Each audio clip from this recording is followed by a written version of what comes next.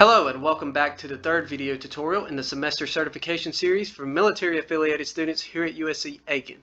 I'm Zach, Student Success Advocate and member of the Veteran and Military Student Success Office.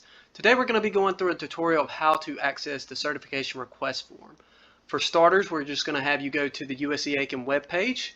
Once you open the page up, we're going to have you click this top button right here. Once the drop down shows, you're going to go down to Veteran or Military Student. Once this next page is brought up, we're just going to have you scroll down and then you're going to click on this Use Your Benefits button right here. Once you get to this page here, we're going to have you scroll all the way down to the bottom. Once you get there, you will see this form right here. This is going to be our certification request form.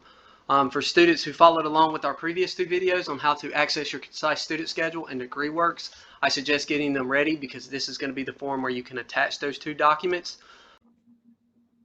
Once you're ready to complete the form, you will fill in the information and then submit the form, which will then be pushed to our office for processing. If you found this video useful, drop a like and subscribe to our channel and click that bell to get notified for when we upload a new video. And for all your military student needs, remember the Veteran and Military Student Success Office has you covered.